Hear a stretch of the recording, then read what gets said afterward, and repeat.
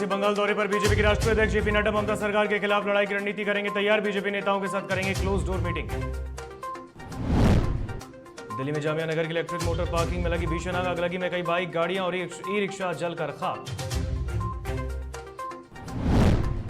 MLC चुनाव को लेकर कांग्रेस भी तैयार। एक प्रत्याशी को विधान परिषद भेजेगी पार्टी। कांग्रेस प्रवक्ता असीत नाथ तिवारी ने दी जानकारी। नवगछिया पुलिस को मिली बड़ी कामयाबी। पश्चिम बंगाल की कार से स्मैक बरामद कर अवैध हथियार के साथ किया 2 अपराधियों को गिरफ्तार।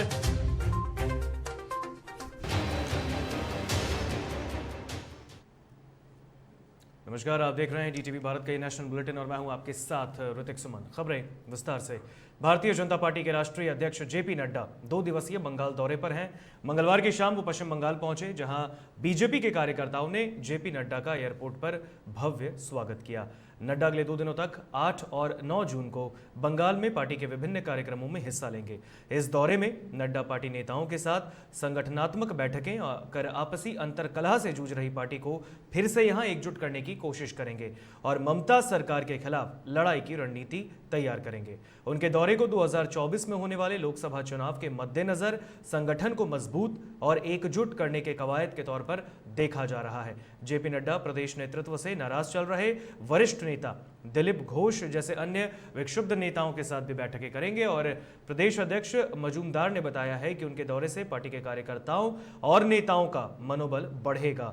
बीजेपी के नेताओं के साथ वे क्लोज डोर मीटिंग भी करेंगे।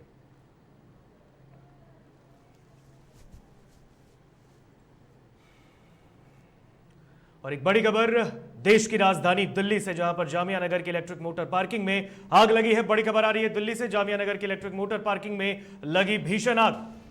बड़ी खबर राजधानी दिल्ली से, जामिया नगर की इलेक्ट्रिक मोटर पार्किंग में लगी भीषण आग। अगलगी में कई बाइक, गाड़ियां और ई रिक्शा जलकर राख हो चुकी है। बड़ी खबर आ रही है इस वक्त की दिल्ली से, अगलगी में कई बाइक, गाड़ियां, ई रिक्शा भी जलकर खाक। करीब 15 दमकल की गाड़ियों ने आग पर काबू पाया है। आग लगने के कारण का फिलहाल खुलासा नहीं हो पाया है। तो बड़ी खबर आ रही है दिल्ली से, जामिया नगर की इलेक्ट्रिक मोटर पार्किंग में भीषण आग लगी है, जिससे इलाके में अफरा तफरी का माहौल। आपको बता दें, आगलगी में कई बाइक, गाड़ियां और ई रिक्शा जलकर राख हो चुकी है। हालांकि आग किस वजह से लगी, कारण क्या रही, ये फिलहाल अब तक पता नहीं चल पाई है। करीबन 15 दमकल की गाड़ियों ने पहुंचकर मौके पर आग पर काबू पाया।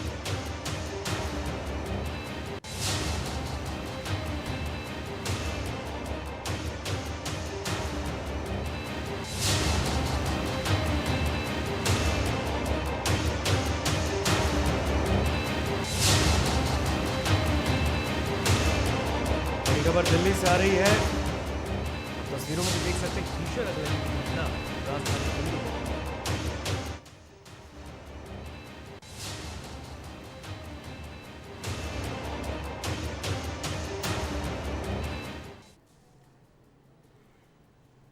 हजारीबाग में कई प्रकार के एनजीओ और अन्य संस्थान के संचालकों ने पुलिस के लोगों से मेल खाता हुआ लोगों का प्रयोग करने वाले वाहनों पर प्रशासन अब कार्रवाई करेगा। जिले में इसके विरुद्ध व्यापक अभियान चलेगा और पकड़े जाने पर जेल भी जाना पड़ सकता है।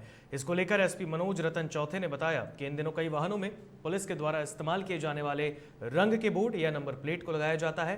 पुलिस मार्का का उपयोग कर लोगों को दिग्भ्रमित किया जाता है और ऐसा करने वालों पर अब पुलिस कड़ी कार्रवाई करेगी।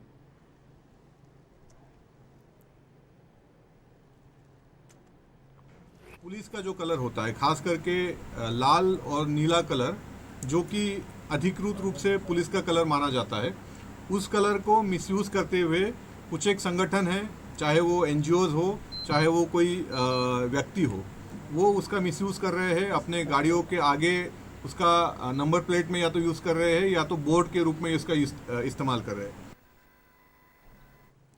रामगढ़ स्थित रांची पटना NH-33 पर सड़क दुर्घटना में एक व्यक्ति की मौत हो गई। आपको बता दें, रांची की ओर से आ रही ब्रेक फिल ट्रेलर ने अनियंत्रित होकर सड़क के काम में लगे कंस्ट्रक्शन कंपनी की मशीन सहित दुकान में जोरदार टक्कर मारी। इसमें घटनास्थल पर ही दुकान संचालक की मौत हो गई। दूसरी ओर स्थानीय पुलिस ने घटनास्थल पर पहुंचकर शव को पोस्टमार्टम के लिए सदर अस्पताल भेजा है। वहीं स्थानीय लोगों ने बताया कि टेलर के ड्राइवर और खलासी सुरक्षित है। इसका इलाज सदर अस्पताल में जारी है।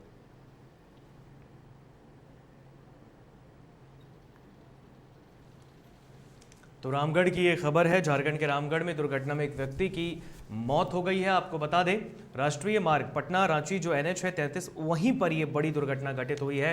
अनियंत्रित ट्रेलर ने ब्रेक फेल होने के कारण दुकान संचालक उसकी चपेट में आ गया और मौके पर ही उसकी दर्दनाक मौत हो गई।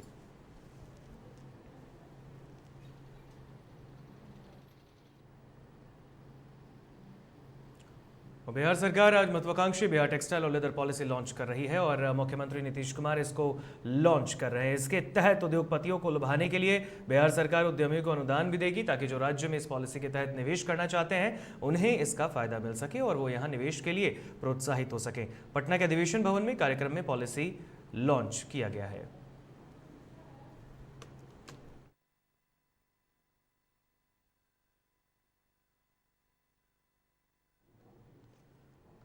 तो आपको बता दें, बिहार टेक्सटाइल और लेदर पॉलिसी की लॉन्चिंग हो गई है। पटना में बिहार के मुख्यमंत्री नीतीश कुमार ने इसकी लॉन्चिंग की है। आपको बता दें, इस दौरान बिहार सरकार के उद्योग मंत्री सैयद शाहनवाज हुसैन, बिहार के डिप्टी CM तारकिशोर प्रसाद भी मौके पर मौजूद रहे।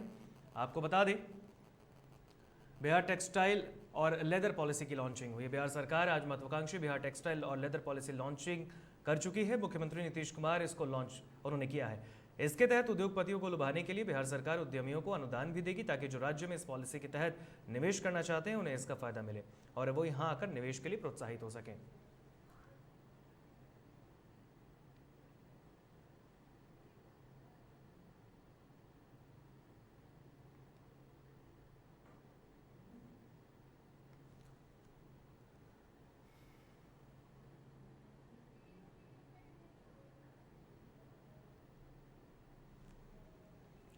तो आपको बता दें, बिहार टेक्सटाइल और लेदर पॉलिसी की लॉन्चिंग आज हुई है पटना के अधिवेशन भवन में। मुख्यमंत्री नीतीश कुमार, बिहार के डिप्टी CM तारकिशोर प्रसाद और उद्योग मंत्री शाहनवाज हुसैन, आप देख सकते हैं, तीनों वहां पर मौजूद रहे और इसकी लॉन्चिंग आज हुई है।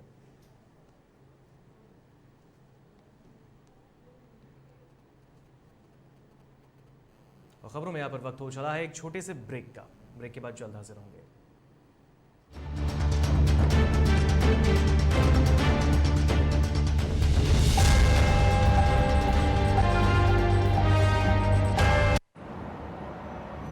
सर छुट्टी चाहिए थी। क्यों? गांव के सारे घर कच्चे थे, बाढ़ में ढह गए।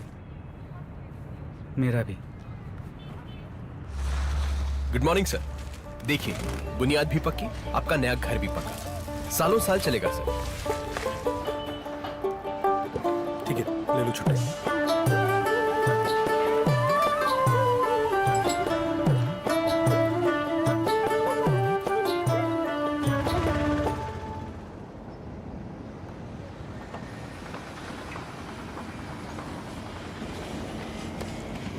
लो, हो गया घर पक्का। छुट्टी कैंसिल।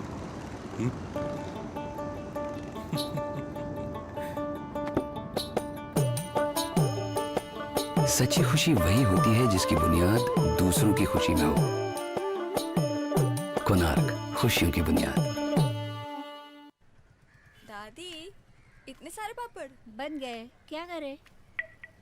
कच्चा पापड़, पक्का पापड़, एक्स्ट्रा पापड़, इंस्टा पापड़, कक्कर दादी की छत का पापड़ विद ऑनलाइन प्रेजेंस बन गया धाकड़। फोन पे करके ऑर्डर ही ऑर्डर, सब वाह हो गए इसको खाकर। कच्चा पापड़, पक्का पापड़, चंडीगढ़ टू चेन्नई बढ़िया सापड़। कच्चा पापड़, पक्का पापड़, एक्स्ट्रा पापड़, इंस्टा पापड़। बिजनेस बढ़ाओ इंडिया के फास्टेस्ट 4G के साथ। स्पीड से बढ़ो विद वी गिगा नेट।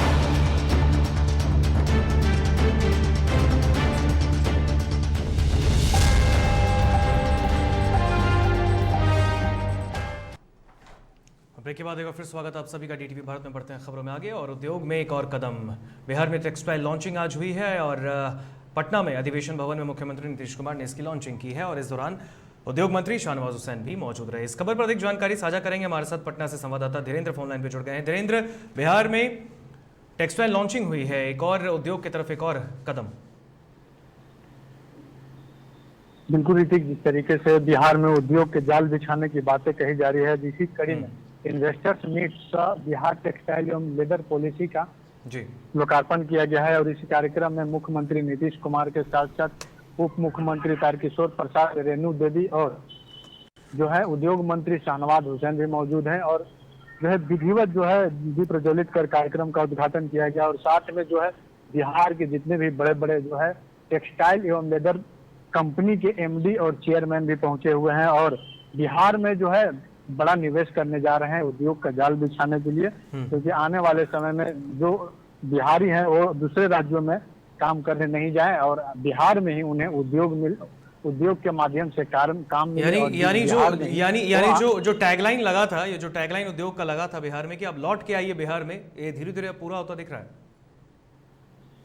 बिल्कुल उसी का सपना साकार करने के लिए जो है इस तरीके का कार्यक्रम किया जा रहा है और आने वाले समय में जो है उद्योग के जाल बिछाने की बातें कर रहे हैं उद्योग मंत्री। और उन्होंने साफ तौर पे कहा है कि जिस तरीके से जो कोरोना काल के समय में दूसरे राज्यों में काम करने वाले लोग बिहार आए थे और उन्हें अब जो है आने वाले समय में यानी कुछ ही वर्षों में इस तरीके का यहाँ पे उद्योग हो जाएगा कि यहाँ बिहारी लोगों को दूसरे राज्यों में काम करने की जाने की जरूरत नहीं होगी, बिहार में ही उन्हें कार्य मिलेगा। और आने वाले समय में जिस तरीके से जो लोग जिस हिसाब लेदर और टेक्सटाइल इंडस्ट्री का हब होंगे उस पद पर बिल्कुल धीरेन्द्र, यानी लेदर और टेक्सटाइल इंडस्ट्री का हब बनाने के लिए अब उद्योग मंत्री और बिहार सरकार जो है वो जुट गए हैं बिहार को।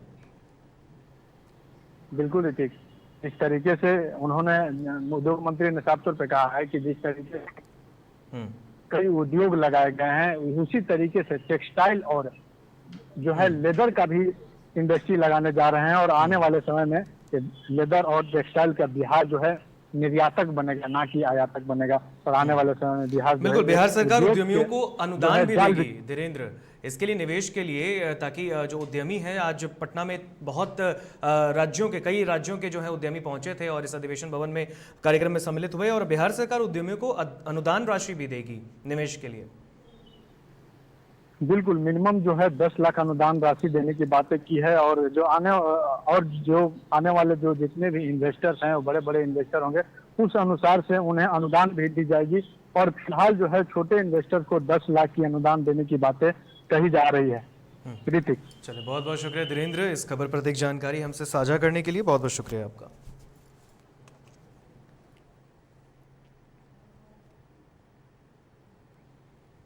एमएलसी चुनाव को लेकर आरजेडी के 3 प्रत्याशियों को उतारने के बाद कांग्रेस खफा है। कांग्रेस प्रवक्ता असीत तिवारी ने ऐलान किया है कि एमएलसी चुनाव को लेकर कांग्रेस भी अपने एक उम्मीदवार उतारेगी।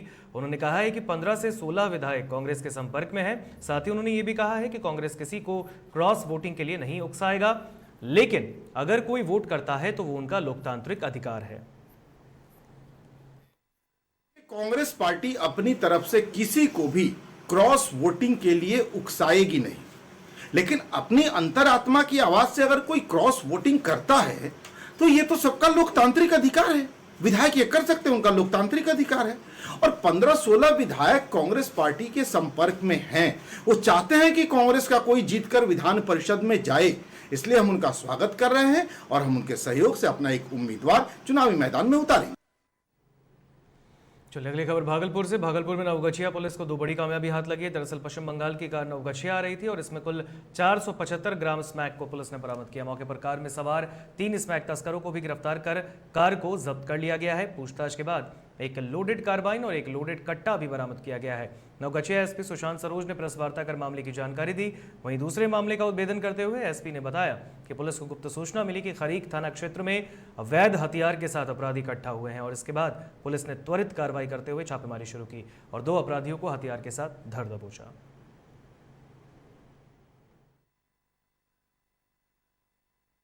नाइट राउंड था एसडीपीओ साहब का, त्वरित कार्रवाई करते हुए गंडकी टीम बनाई गई, जिसमें से कि थाना प्रभारी रंगरा, एसआई अरुण कुमार, एसआई मुकुंद मुरारी थाना प्रवक्ता और सीओ साहब, एक टीम बना करके जो चेक पोस्ट है रंगरा, वहाँ पे चेकिंग लगाई गई। चेकिंग क्रम में ये गाड़ी आती है अल्टो गाड़ी, जब चेक किया गया तो उसमें से ये अब सामान ये स्मैक है बरामद हुआ।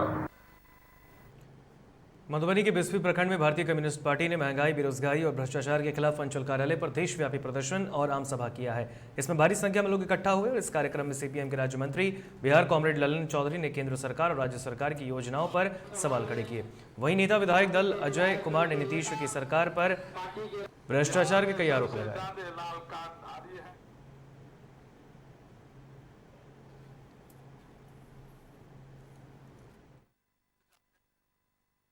तो कम्युनिस्ट पार्टी मार्क्सवादी ने तय किया है जो मधुबनी के एक एक प्रखंड पर यह कार्रवाई होगी, फिर जिला में बड़ी कार्रवाई होगी और मधुबनी के एक एक गांव में वामपंथी ताकत लाल झंडा को मजबूत करेगी, अपने ताकत को बढ़ावेगी, संयुक्त रूप से आगे बढ़ेगी और जो सेकुलर पार्टी है आरजेडी उसको भी शामिल करेगी इस संघर्ष में और सांप्रदायिक ताकतों के खिलाफ एक मजबूत आंदोलन मधुबनी जिला में खड़ा करेगी। कम्युनिस्ट पार्टी मार्क्सवादी की यही समझ है। और इस वक्त एक बड़ी खबर सामने आ रही है, आपको बता दें ये बड़ी खबर पटना से बीजेपी ने एमएलसी चुनाव के प्रत्याशियों का ऐलान कर दिया है। बड़ी खबर, बीजेपी ने एमएलसी प्रत्याशियों का नाम ऐलान कर दिया है। पार्टी के दोनों उम्मीदवारों के नाम की घोषणा हो चुकी है। बिहार विधान परिषद के 7 सीट पर जो 20 जून को चुनाव होना है उसके लिए भारतीय जनता पार्टी ने भी अपने एमएलसी उम्मीदवारों की घोषणा कर दी है। अनिल शर्मा और हरीश साहनी को उम्मीदवार बनाया है बीजेपी ने। बड़ी खबर इस वक्त की, तो बड़ी खबर आपको बता दें पटना से ये बड़ी खबर सामने आ रही है। दोनों उम्मीदवार के नाम घोषित हो चुके हैं। भारतीय जनता पार्टी के नेता संजय मयूख ने इसकी जानकारी दी है। इस वक्त की बड़ी खबर से आपको रूबरू करा रहे हैं हम। तो पटना से ये बड़ी खबर, भारतीय जनता पार्टी ने एमएलसी चुनाव के लिए प्रत्याशियों का ऐलान कर दिया है। 2 नाम अब सामने आ चुके हैं। बीजेपी ने दोनों उम्मीदवारों के नाम का ऐलान कर दिया है। आपको बता दें बीजेपी के नेता संजय मयूख ने इसकी जानकारी मीडिया को दी। बड़ी खबर आपको बता दें बीजेपी के एमएलसी उम्मीदवार के नाम अनिल शर्मा और हरीश साहनी है, जिन्हें पार्टी ने अपना उम्मीदवार बनाया।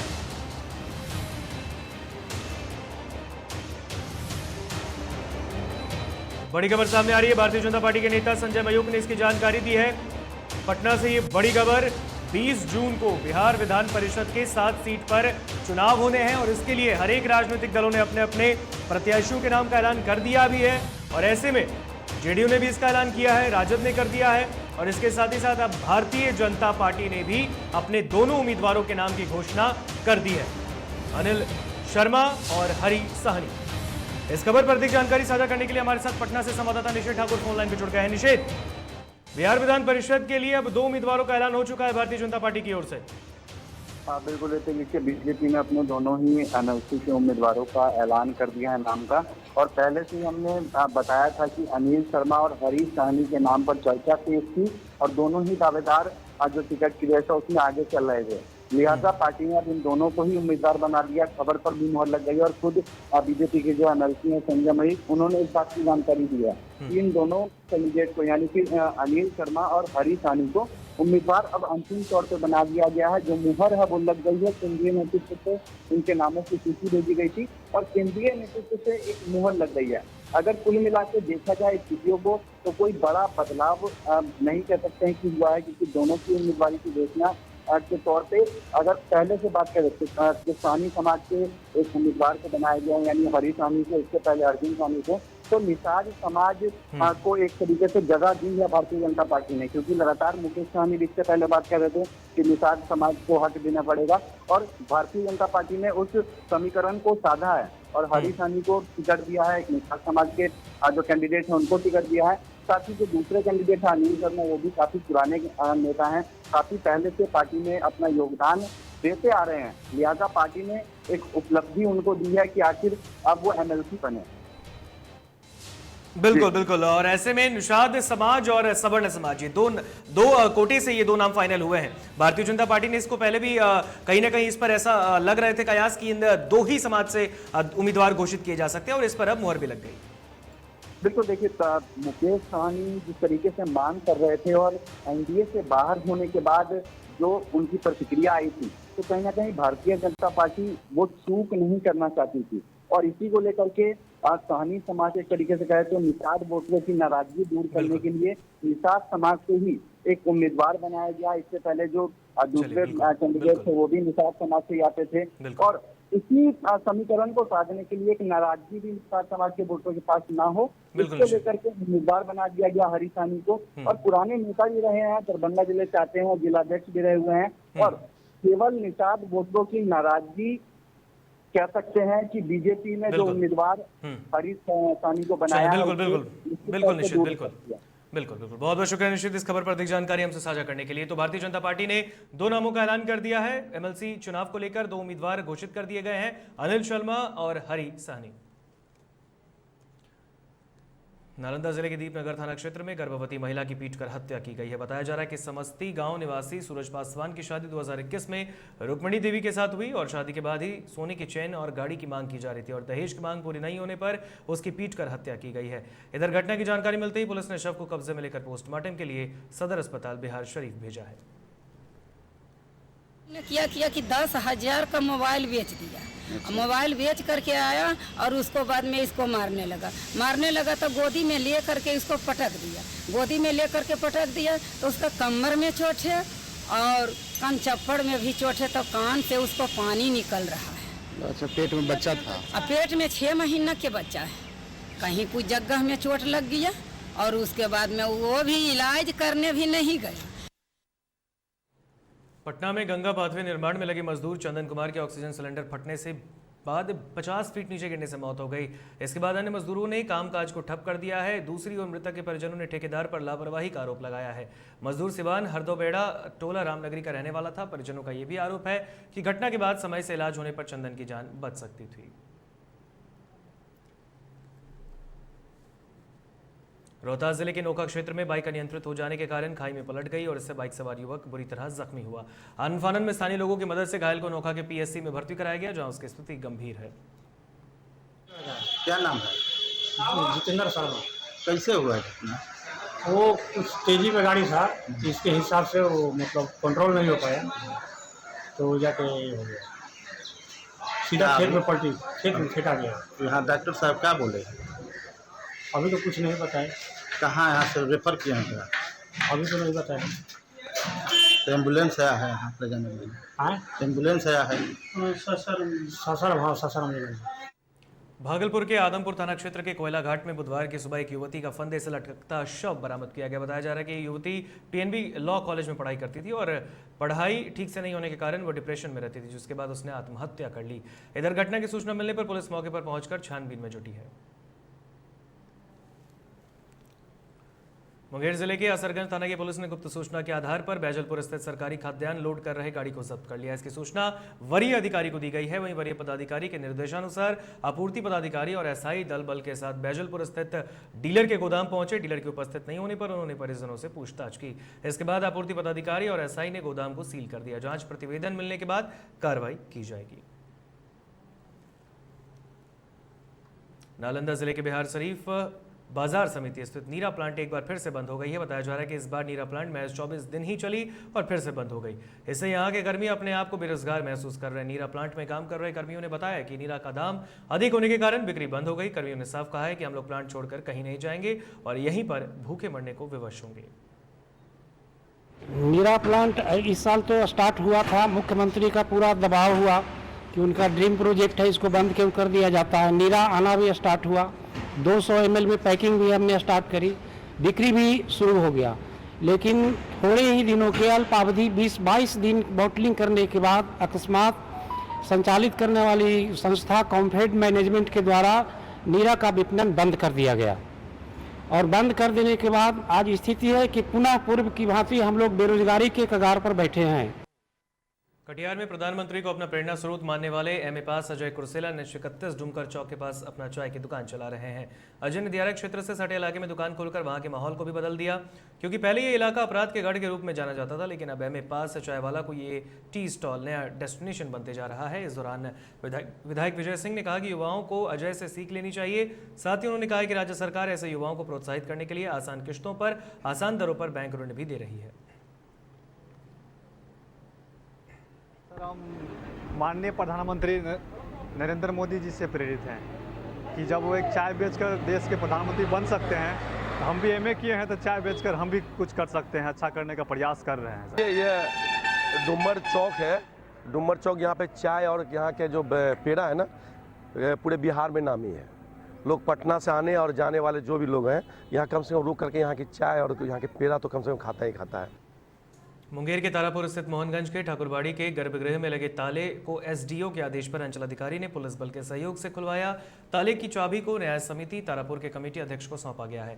अंचलाधिकारी ने बताया कि मंदिर में राधा गोविंद की प्रतिमा सहित पूजा पाठ से जुड़े मंदिर में मौजूद 31 प्रकार के सामान की लिस्ट बनाकर उक्त सामान सहित ताले की चाबी न्याय समिति के अध्यक्ष प्रेम चौधरी को सौंप दी गई है। पदाधिकारी का आदेश प्राप्त था ताला खुलवाने के लिए और चाबी जो है न्यास परिषद को सौंपने का आदेश था मिला था, जिसके एवज में ताला खुलवाया गया और चाबी सौंप दिया गया। तो व्यक्ति सूची बनाई गई है और जो कमेटी के मेंबर हैं प्रेसिडेंट हैं उनको सौंप दिया गया है। जैसे देखिए अभी जैसे कि मेरे द्वारा चाबी सौंप दिया है। फिलहाल खबरों के सफर में आप मुझे दीजिए इजाजत। आप देखते रहिए DTV भारत। नमस्कार।